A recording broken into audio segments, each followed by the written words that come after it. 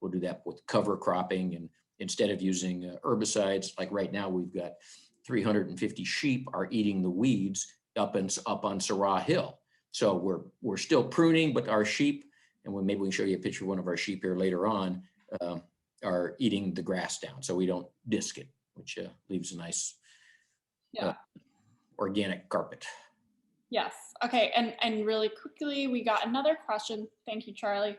And this is from Holly. If there's a recommended time frame to age these wines or to drink this wine within, and I can answer that at least from my own personal point of view. Like, I think these wines are going to be able to hold up for a long time. We got someone on our Facebook the other day who was drinking a 2009 who said it was absolutely delicious. I've had some wines, some of our Zinfandels that are 10, 15 years old, and they taste great. I think typically we recommend drinking wines between 5 and 7 years, but it's a total personal preference. The older the wine gets, the more you lose that fresh fruit and you get more of those secondary characteristics coming through. And yeah, so again, I would say it's definitely a personal preference, but I would love your guys' take on it as well. Yeah, I think you hit it on the head, Megan. I mean, some people like wine that where that fresh fruit morphs into more of a dried fruit character, and the fresh vanilla oaky character becomes more of a cedar box. So they're different. You know, I always tell people to buy a case of wine and then drink one bottle a year, and then keep your notes and see how it compares. Yeah. Oh yeah, and you know, Brian and Rachel say, how can anyone wait that long to drink Cline bottle? I agree. I am totally in that camp. I have a hard time saving wine or cellaring wine. I'm just like, buy a bottle, open it. I'm not very good. Now, my stepson has just rolled his converted school bus onto our property from New Orleans, and between he and his wife, my wife and I, we are plowing through the wine cellar like you can't believe. So there won't be a lot of old vintages left when I'm done. I love it. Okay, so I do have a question for Erika. Since this is one of your favorite wines, what do you usually pair with the Ancient Vine Thin?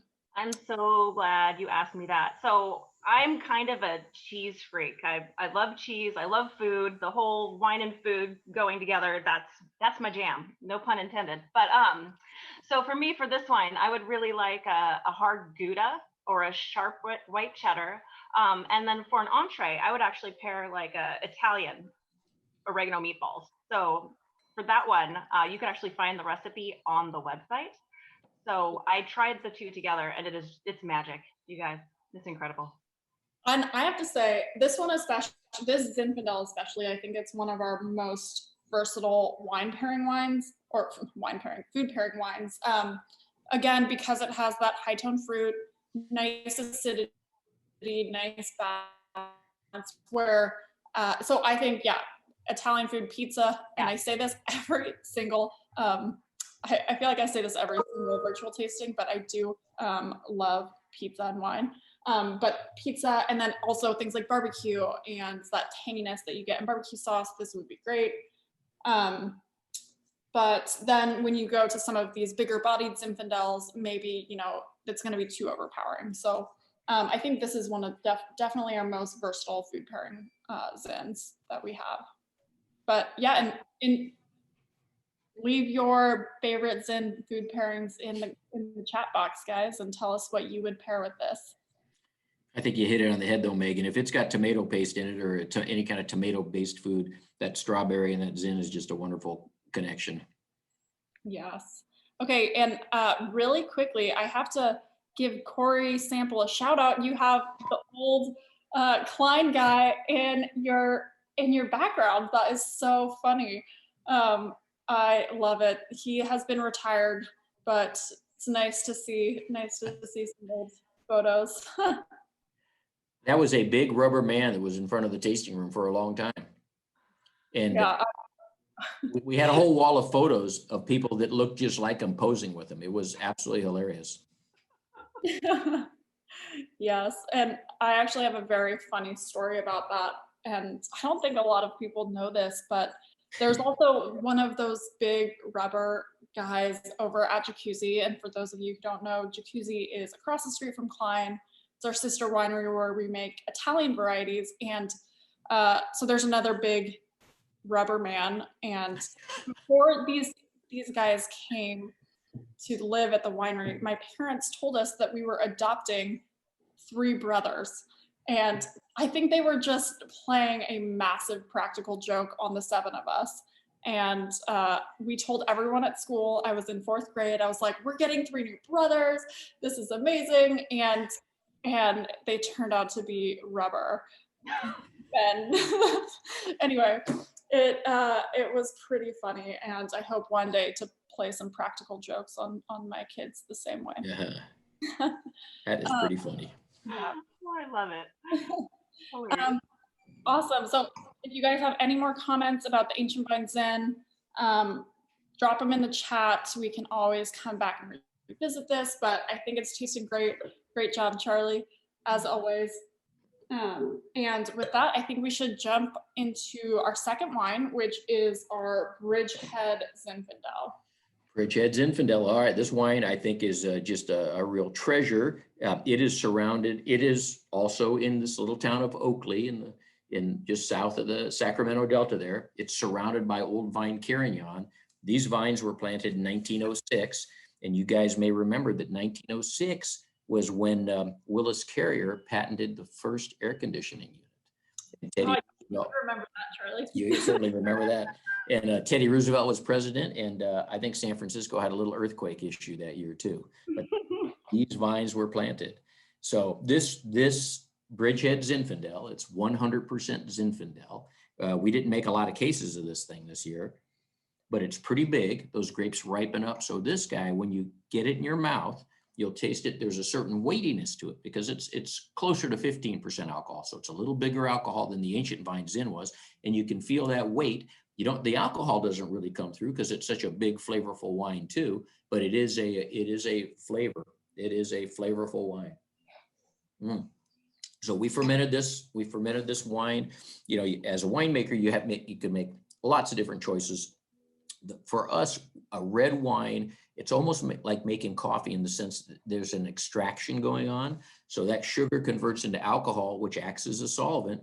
And since you've got the skins in contact with that wine, you're extracting color, you're extracting tannins, you're extracting flavors out of those skins. And the temperature we choose, top secret information here, is like 85 degrees. Much colder, and you might have higher note fruit, but you might get a little bit more of the green elements. That's just like the perfect fermentation temperature for us. We don't add any yeast to this wine. We rely on the yeast that comes in on the grapes or that is within the winery. And so it's kind of what we call a native fermentation. There's one thing, and I think you can see the vine behind me, guys. That's it. That's an example of what a 100-year-old Zinfandel vine might look like from Oakley, California. They're head trained, which means there's no wires on these things. Oftentimes they're really low to the ground.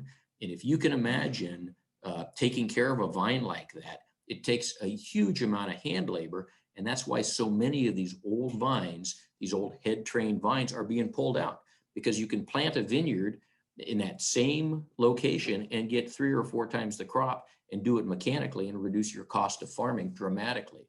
So it's a testament to the Cline family, to Megan and her mom and dad, and everybody else in the family, that they've chosen to keep these vines alive and continue making wine out of it. Because there'll be a time when they're all yanked out, and they've either going to be turned into housing complexes, or they're going to go to, I was just talking to another grower that yanked it all out and planted almonds because he had to make money. He was making more money growing almonds. Yeah. Yeah. So that's one of the reasons I think it makes this wine such a treasure, this low yielding Bridgehead Zin. But for me, there we go. There's Alan. You can see the fellow in the screen there. That's our vineyard manager in Oakley, California. And look how sandy that soil is right there. And then you can see the low, they'll call them bush vines, or you can see they're all head trained vineyard there to the right. That is an ancient vineyard. Yeah, no, I thought I'd bring up this visual because I think it is a really nice representation. We do have the wrong bottle on there, actually. That says Big Break, but we're drinking Bridgehead. They're all kind of right next to each other. This really shows that sandy soil. Alan has been with the company, I think, he's been managing those vineyards the entire time, I believe. So I think so. And yeah, he's so funny, he's an Italian guy. He grew up in Oakley, California, and he's done some interviews. And when he has to do a television interview, he'll put on a new black sleeveless T-shirt. So he's consistent. so we have some questions, and one is there a definition or criteria for the designation agent? And I think we have our own in-house. There isn't actually technically in the larger wine world, I don't think, any sort of designation. For us, it is any wines that are over 50 years. Is that right, Charlie? Yeah, they should average 50 years. Yeah. Quarterly, they should be head trained like that too, ideally. I mean, our vines are 100, 115, 120 years old, and some of them might be 30 or 40 years old. Yeah. On average, they'd be, for us, 50 years plus. Yeah. And we also got another question. If a wine is not 100% Zin, what other grapes would you blend in? And I know Erika touched on this a little bit with our ancient vines. We've had some other grapes kind of blended into there, and it's usually grapes that you can find that are part of what we would call like a field blend. So maybe it's Carignan, maybe it's Petit Syrah. Those are definitely traditional other varieties that you blend in with Zinfandel to either bulk it up, get a little bit more of the tannin. Anything to add to that, Charlie? No, I think you're right. I mean, if you're going to blend a wine, you're maybe filling a hole. Maybe you want more color, and so you're going to blend in Alicante Boucher, or maybe you need more tannin, so you might blend in a Petit Syrah, or maybe you're just happy with it being 100% varietal. So if it's good 100% varietal, good to go, like this one is, we'll go with 100% varietal, which in most of our, or many of our varietals are 100% varietal. Yeah. And then a question from Dawn about what is white Zinfandel. And Charlie, you are the expert on white Zinfandel. So white Zinfandel. Well, you know what it is? It's a red wine, because Zinfandel is a red grape, and all the color in the grape, all the color in the wine, there, with a couple of exceptions. There's a couple of varieties that are colored all the way through, but all the color in a red wine comes from the skins. So if you squish these berries and you remove the skins before you start fermenting, you'll get just a hint of color. You'll get a hint of blush. So a white Zinfandel is treating a red grape just like a white wine and removing the skins before you initiate fermentation. Well, with a red wine, the skins and the seeds and some of the stems stay with it during fermentation. So that's how you get blushes. You start off with a red wine and then or a red grape, and you squish it and don't ferment it with the skins. Yeah, and Brian and Rachel kind of had a follow up to their question about different varieties that you blend in, and they asked if it was a decision you make ahead of time or if it's a game time decision. And I would say it's more based on the vintage. And like Charlie said, if there's something missing in that vintage where it's not consistent with what we've done before, we're looking for more tannin, we're looking for more body, we're looking for more depth of color, then it would be time to look at some of those other varieties to add a little bit of that. Yeah. You leave your options open if you can do the blending later. Most of our vineyards are like the Zinfandel is all planted as Zinfandel. It's not field. You've got Mourvedre and Carignan spread throughout that particular block, the Zin. They may be on either side, but they're not mixed in. So most of the time we have an option of, hey, let's try it on the table. Let's try it on the blending table. Yeah. So I think this one, again, it is really fun to compare these Zinfandel. Like Erika said, the ancient vine is really an intro to Zin. It is everything you want out of a Zinfandel. I get a lot more of the secondary notes, a little bit more complexity coming in this wine. And I do think the tannins are really beautiful. We're starting to step up in tannin, so I would pair this more with like meat. I don't know, Erika, if you have any like specific pairings that you really like with the Bridgehead. I do, for sure. The slow roasted pork shoulder, or a manchego cheese. The reason why I wouldn't go a bolder cheese though is because, to me, again, I know this is more earthy berry to me, so I want to pair it with more earthy characteristics of food. So I don't know, with it being in the barrel for 2 more months, I get a little bit more tannins than the Zin, like you said. So I definitely would step it up a notch. Like I'd go from Italian meatballs to something a little bit more heavier, but I wouldn't go full barbecue meat yet. That one I would actually save for the last Zin that we're going to be trying, because I think that one's a lot more bold. I like that we've gone in this order, kind of a progression of tannins and depth and boldness and mouthfeel. So Yeah, on that. yeah, no, Yeah, that's a delicious Zin. it really is. It's tasting really great. And can you tell us a little bit about 2016? Was it pretty like consistent? I mean, this was the year. The vintage? Yeah. Yeah, no, the vintage 2016 was really nice. It followed 2015, which was a really short crop, a light crop. But 2016, I mean, there were a couple of heat spikes in there, but it was generally good, even ripening, and no complaints, no surprises, no wildfires, no frosts. No, can't complain. It was, I think 2016 was California's third largest harvest, with 2018 being California's largest harvest. And when I say large harvests, I'm talking wine grapes. And so, for instance, 2018, we picked 4.3 million tons of wine grapes, and that made it California's largest harvest. And 2016 was, I think just right around 4 million. And to give you guys some perspective, one good grape picker can pick about a ton of grapes in 4 hours. And you see those big sets of doubles hauling grapes, they're hauling about 24 tons of grapes. So you can picture 4 million tons of grapes are a lot. And so a ton of grapes, when you squish those grapes, turns into 170 gallons of wine, which turns into about 69 cases of wine, just to give you some perspective. Yeah, but 2016, it was a fine year, as was 2018 for that matter. Yeah. A lot of big years in the last 10 years. Mm-hmm. Yeah. So, yeah, seriously.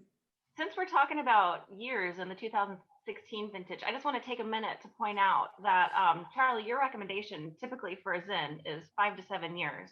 And so this being a 2016, I just want to point out to everybody that this wine has reached your recommended maturity. Like, it's of age. And so that's, I think, why we're enjoying it Yeah. so much right now. I drink it. The fruit is still bright, there's good acid. It will hold up a long time, as long as you don't store it next to the radiator in the hall or in the kitchen window or something, have a nice dark place with a consistent temperature. Like Megan was saying, I mean, we've drunk lots of 15, 20-year-old Zins, and they seem to hold up. Yeah. You lose that fresh strawberry. Right. So, okay, before we move on, I do have some more questions, and one is about the fermentation being all wild yeast, and just one more of an explanation on that. So Charlie, can you talk a little bit about wild yeast versus inoculating a wine and what that means? Sure. So there's all sorts of wine yeasts that can be used to convert sugar into alcohol, and they might do things different. Some of them might accentuate floral notes more than others. Although they can be, you can argue that, hey, after a few months you can't tell a wine by whatever yeast you used. But when we say native yeast, it means we didn't add a pure wine strain of yeast. But it doesn't mean that because we've had wine yeasts floating around the winery forever, that we don't have that culture of wine in our barrels or in our tanks that are going to initiate the fermentation. So normally we crush the grapes, we'll move them to a tank, and then we'll just let them sit there, and they'll sit there for 3 or 4 days, and then they start bubbling by themselves, and then you're underway with the fermentation. If it's a wine, like a white wine that we're going to ferment cooler, because cool slows down a fermentation, and it slows down the reproduction of the yeast themselves to reach critical mass. So if it's going to be a cold white fermentation, we may inoculate that with a pure strain, because then you can hit it with a good dosage and get it going right away. But that's really the difference there. So the native yeast is just whatever we had in the winery, or what some of it came in with it on the grapes, maybe a strain that propagated itself out in the vineyard, and that's what's doing the fermenting. Yeah, thanks. And then another question for Mary. is asking about the difference between ancient vines and old vines. And I think this is such a wonderful question because we do have two Zinfandels. We have our old vine, Lodi Zinfandel, and then our ancient vine, Cline Zinfandel. And I think our distinction in Lodi, those vineyards are about 50 years old, whereas our ancient vines and the vineyards that go into this guy here are 80 plus. And like Charlie was saying, a lot of them are 100+ year old vines, 120-year-old vineyards. So that's kind of our distinction and what we use in the winery. And like I said, there is no broader definition for it for the wine world. So people can put old vines on their labels and they can be 10-year-old vineyards. I don't think there's actually any No legal definition, yeah. legal firm definition, but for us, those are our metrics on what we base the old and the ancient terminologies on. Excellent. Yeah. All right. So that was our Bridgehead Zin, the 2016. Like I said with the ancient vine, if you have any questions, any comments on the wine, drop them into the chat. But while you guys do that, we'll kind of move on to our third wine, which I'm really excited about. This is our 2018 Meadowbrook Zin. Oh, there we go. And this is such an interesting wine. You know, not a lot of people grow grapes up in this area in Tehama County. And it is really high elevation, really unique soil. And Charlie, I would love for you to kind of give a brief overview of this wine. And while you do that, I'm going to put up a little bit of a slide and talk about Meadowbrook as a whole. Oh, beautiful. Okay, so Meadowbrook, this is these grapes are grown at the 1,700-foot level. So you can imagine it gets really cold at night and it's really warm during the day. They're on the western slopes of Mount Lassen. They were first planted in 2007, so hence this is the 14-year-old version, the 114-year-old vineyard. When I talked to the vineyard manager, Brian, up there, he tells me that the biggest issue they've got is their soil is extremely rocky. There's not a lot of organic in that soil. It's mostly minerally, and they have to be really careful to be able to keep the water on it when they need it. Otherwise, the vines will dry out on them. So that becomes a management concern. But for years, we would just blend. I told you it was planted in 2007. We'd just use these vines as a great blender. And then we were tasting them. We said, you know what, this Meadowbrook, this Tehama Zin deserves a bottle of its own. And it just makes blockbuster wines. I mean, we can get the grapes ripe, which means it produces a lot of sugar, hangs onto its acid, and you get big bodied wines. But the thing I want you guys to notice on this one is we've been talking about that mouth puckering tannin. This is the most tannic of the group so far. You know, it's bone dry. It's about 15% alcohol, but it's got that mouth puckering tannin that makes it ideal for any kind of meat, because the same stuff that denatures the protein in your saliva cuts through the fat of whatever your big juicy hamburger there and exposes all those flavors. So hence red wine with meat, white wine with fish, and that's just in reference to the amount of tannin in a red wine. And this structure, the tannin, which we kind of consider the skeleton that you can hang the fruit on, there's a moderate plus amount of tannin here. So it's a well-structured wine, and it would age quite a while too. Yeah. Charlie, will you quickly talk about the oak difference on the Bridgehead and the Meadowbrook, if there is any, or if you use kind of the same oak treatment, and if that is to address the tannin level? Hey, well, you know what? I know that our Bridgehead, we use a French oak. Let me tell you what percentage new French oak we like. So while you're talking, Megan, I'm gonna come back with that information. Okay, so while Charlie is kind of looking that up, I wanted to show you guys a little bit this screen and talk about some of the different things on here, because I thought it was really interesting that Meadowbrook Ranch isn't just a vineyard. It's actually a full-on working ranch. So we do grow everything from almonds to peaches. And for any of you who have been to Cline locally, we also run an organic food stand called Green String Farm. And this is also how we do our farming. And it's called Green String Farming. And This will actually answer someone's question because they asked about what extent we do biodynamic farming besides using sheep. And green string is really kind of in the same camp as biodynamic farming. So we do use sheep and goats. This is where the goats and sheep live up in Red Bluff in Tehama County when they are on their off season. And then we also do things like use cover crops. We use things like compost tea, and we stray away from any herbicides, pesticides, or fungicides. So it's in the same lane as biodynamic farming. We just don't follow the schedule as much based on like the moon cycle, and we don't bury the horns full of manure. But we do our own kind of treatments, and it's the same goal as biodynamic farming, which is making sure there is a healthy biome in the soil underneath the vines so we can produce great fruit. Yeah. And we do have 2,000 solar panels powering the place, so that's a plus too. Yeah. Yeah. Okay, you ready to hear about oak? Yes.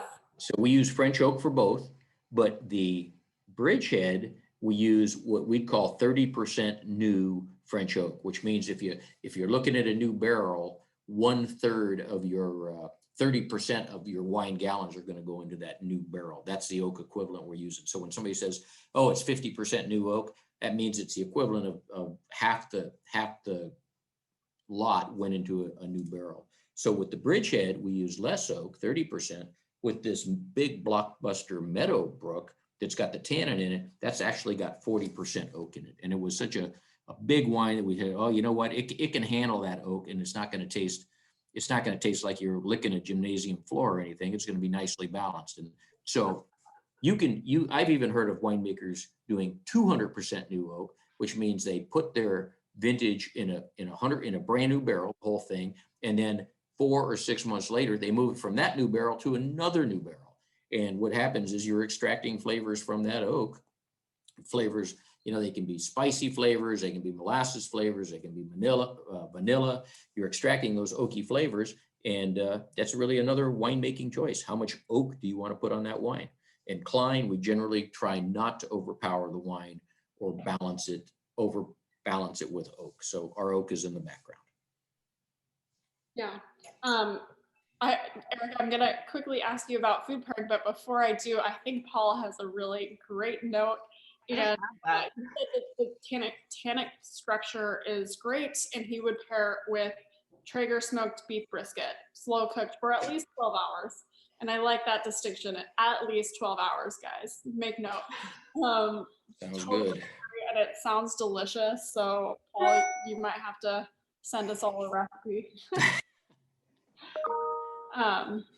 And this is a great question from Annette that says, when you say a wine is 30% new French oak, how do you blend that with the 70% that's not? So you just blend it. So that if you look at the blend overall, it's 30% new oak. So the 70% that's not oaked, you'd call that, or it's kept in neutral cooperage if the barrel is older than 4 or 5 years. You blend that with the new oak, and then you've got 30% new oak in that blend. You have to come over, I'll show. Erika, do you have any ideal food pairings for this? I do. Definitely the barbecue ribs for sure. So like I said earlier, just the progression of the heavy tannins throughout the tasting. Now I would go, like Paul said, I would go full meat on this one. Slow cooked barbecue. I mean, full throttle. This wine can handle it. Yeah. Good job, Paul. This is the heaviest tannins of all of our Zins. Being aged, like Charlie said, 14 months in the barrel is longer than any of our Zins. It's for sure the biggest, baddest, boldest Zin on our portfolio, and it could definitely stand up to any meat for sure. In the tasting room, I just want to let everybody know, when people come in and they ask for a full-bodied wine or a cab that we don't necessarily sell in the tasting room, I refer them to this wine because it's got the full body, it's got the spice, there's a kick on the back end, a long finish, similar characteristics to a cab, the chocolate, black cherry, baking spices. So just if you like to chew your wine, This is definitely the wine. Yeah, totally agree. And it's so funny because I personally tend to like the lighter style. I like more fresh, bright, vibrant wines, but I am so drawn to this wine. I just think there is so much unique character about it. There are so many different layers that you take a sip and it is just like, it keeps on giving for sure. We got Megan, you should try this with a meat lovers pizza. love it. You can get any wine with pizza. It's true. Or a portobello mushroom. There you go. Yeah. So some interesting questions. How many years can you use an oak barrel? Go ahead, Charlie. No, but well, I was going to say you can use an oak barrel until the hoops fall off of it. So you can use an oak barrel for 50 years, but after about 4 years, you've extracted all those oak flavors, like a tea bag that's been used over and over again. You're not going to get any more flavor out of that barrel, and it just becomes cooperage. It becomes a storage vessel. But you still, another benefit of a barrel, because of its shape, is if the lees, the yeast and the solids that say settle to the bottom of the barrel, it's easy to stir those, because if you're making a white wine like a Chardonnay, when those yeast die and break up, they can give you a rich toasty character. So that's an advantage of a barrel, even if it's not giving you oak flavors. But you can use them forever. They just don't offer up any more oak flavor after about 3 or 4 years. Yeah. And then another question is, why did we originally decide to grow Zinfandel? And it's an interesting question because I don't know if it was actually something that we decided. I think it was more based on what vineyards were available to my dad when he started in 1982. I think he was trying to start out. He had access to these amazing ancient vineyards in Contra Costa County, and that is what he started with, and then kind of sought those out when he was looking to purchase property out there. So it was just fate, and we're really glad that it was, because I think it really is something that we do really, really well. Another question is, have you ever thought about trading barrels with a bourbon or single malt Scotch maker to put a different twist on Cline Zin? I'm not sure if it's something that we've talked about before, but could be an interesting take. I know there are some wineries that have done that. Yeah, we could go out and buy used bourbon barrels. There are brokers that will sell us used bourbon barrels, no problem. And that is the signature of a few wines that are made out there. But no, we haven't given it a shot. Just another fun thing to try. Yeah, seriously, it's all about experimenting, seeing what works. And then another question, or a question from Jane, about how we clean barrels in between batches. So I know that we steam them, and Charlie, is there any, I know we shoot water up there, shoot steam up there, clean them. Yeah. Well, they say the best way to keep a barrel, when you're in between batches, is to always keep your barrel full so it doesn't dry out, so you don't have microbial issues. So really, we always try and keep our barrels. We may empty one lot of wine and move another lot of wine into it ideally. But for us, we just bought a steam generator, like Megan was saying, that it'll get the temperature up to 215 degrees. And then we'll put a bung in it, which is the cork in the top of the barrel. And then we'll shake it around a little bit. And then after a few minutes, we pull that bung out. And it's amazing how clean that barrel gets, because as you stick the bung in there and it starts to cool, it sucks everything out of the pores, and you get a squeaky clean, or a really nicely clean barrel. So then we might put a little bit of, if it's going to stay for a long time empty, you'd put a little sulfur dioxide gas in there, and that would keep the microbial population from growing. But generally, we try to keep them full. Yeah, great. Well, so those are our 3 wines. Would love to hear what your favorite was, if you were able to kind of taste the difference between the different Zins, and kind of like follow that progression. Like I said, it's always just so interesting to try 3 of the same variety, 3 of the same wines, and pick out those differences. So would love to hear your thoughts. And in the meantime, we can kind of talk about what's going on in the vineyard right now. It's January, so we just started pruning, which is really exciting. It's kind of the beginning of the 2021 growing season. And then, like Charlie was saying, we got those sheep out there and they are helping with the weeding.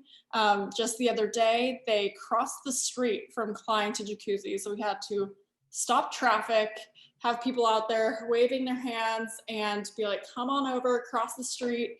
And they are now in our vineyards up on Syrah Hill, weeding away, which is always a really fun time at the winery.